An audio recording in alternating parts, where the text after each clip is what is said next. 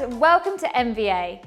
Today's video will be exploring the themes of supernatural and appearance versus reality in Macbeth. If you're given a theme-based question, you need to make sure you can link it to key characters and events from the play. The first part of this video will focus mainly on the witches and Lady Macbeth, but we'll also look at Macbeth's reaction to the supernatural to make sure you have lots to cover if this comes up in the exam. Then, for appearance versus reality, we'll explore Macbeth, the witches, Lady Macbeth and King Duncan. Whilst our main couple are literally the king and queen of deceit, King Duncan also shows the consequences of putting too much trust in appearances. This will ensure you have a varied approach to the question, which examiners will love. So, first, the supernatural. The characters with the most supernatural presence are, of course, the witches. They open the play and reveal the predictions that set the tone of events that follow. They have the ability to predict the future and vanish or appear at will, usually when the characters most need guidance. This all adds to the power that they hold over humans. It would have been unlikely that the events of the play would have happened if they didn't give Macbeth the first set of predictions. This is important to know, because they don't appear in lots of scenes, which would have made a Jacobean audience wary of how much influence the supernatural could potentially be having on them, seeing as they believed in witchcraft in the 1600s. We associate the witches with chaos. So if you get an extract about the witches in front of you, them speaking in rhyme and disappearing randomly in their scenes is a huge structural point that you can make. Although they appear very little, they are portrayed as evil, cruel and inhumane, which adds to the chaos. Whilst the witches' part in the play explores what could happen as a whole if a Jacobean audience were to trust them, Lady Macbeth is the embodiment of what can happen if an individual were to associate themselves with the supernatural. Lady Macbeth asks for supernatural help in Act 1, asking the spirits to unsex her, to take away everything that associates her with being a woman. This aligns her with the witches, as she almost becomes another evil, cruel and inhumane person who shows no remorse. She isn't affected by the murders of Duncan and spends the majority of the play covering up for Macbeth, who is affected by the murder.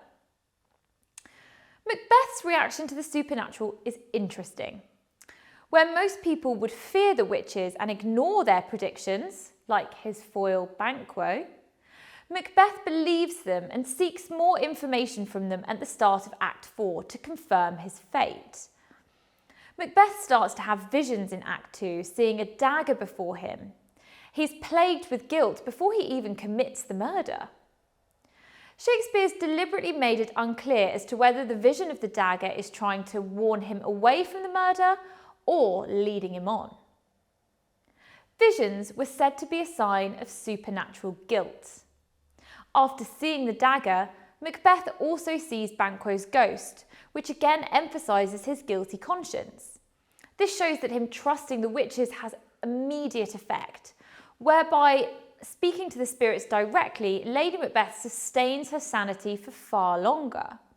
In Act 5, Scene 1, Lady Macbeth begins sleepwalking, talking and hallucinating.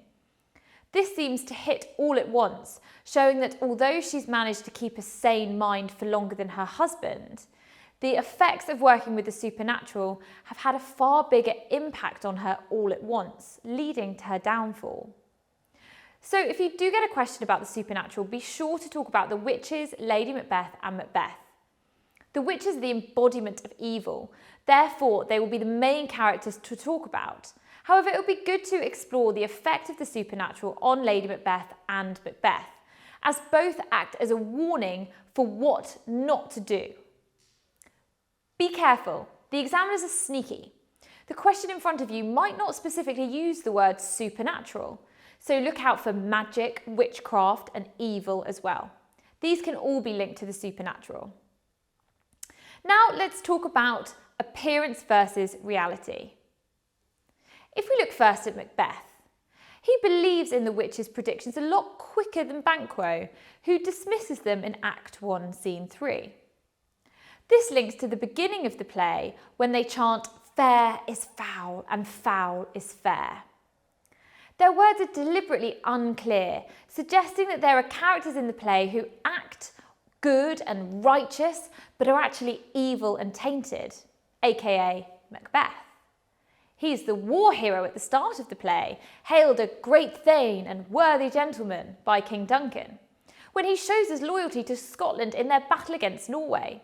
He's the embodiment of a true Jacobean man, strong, bold and brave. However, he has a lot of asides in the play where he speaks to himself. In Act 1, Scene 4, King Duncan announces that his son Malcolm is next in line for the throne. Considering Macbeth has just been told that he will be the future king, it stands to reason that he isn't happy. In an aside, he says that this revelation is a step he must fall down or else a leap. This aside seems to be the turning point in Macbeth's attitude.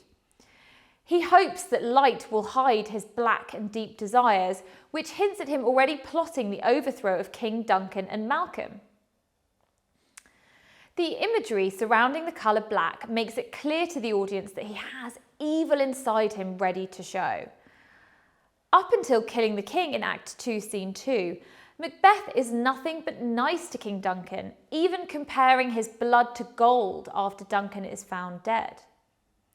Again, the imagery of gold, which is juxtaposed to black, highlights the fact that Duncan is kind, loyal and honest, compared with Macbeth, who is the opposite. Next up is Lady Macbeth. She encourages Macbeth to pretend he is kind and loyal, look like the innocent flower, but be the serpent underneath it. This comes from Act 1, Scene 5, where she finds out about the witch's predictions and urges Macbeth to ensure they come true. After asking the spirits to take away her femininity, Lady Macbeth has no trouble hiding her deceit from other characters in the play. She faints with shock when the death of the king is discovered and covers up for Macbeth when he starts to lose it at the sight of Banquo's ghost. Unfortunately for Lady Macbeth, her appearance holds up right until the final act, where reality catches up with her and her guilt comes out with sleepwalking and talking. She replays key scenes like Duncan's death in her mind, observed by her maids and doctors. Whoops. Now let's talk about kind Duncan. What a guy. He suffered because he put too much trust in Macbeth and Lady Macbeth. The saying, "never make the same mistake twice," fell on deaf ears with Duncan. He trusted the previous Thane of Cawdor, who was revealed as a traitor right at the start of the play, only to end up putting his trust in Macbeth, who kills him.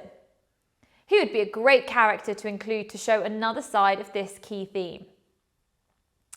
For more potential marks, you could also talk about how Macbeth trusts the witches completely.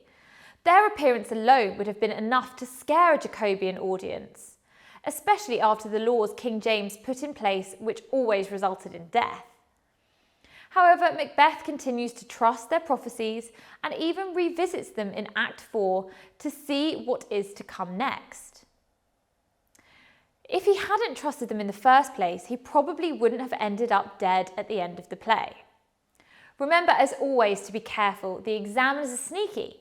The question in front of you might not specifically use the words reality and appearances, so look out for deceit, trustworthy, and loyal as well.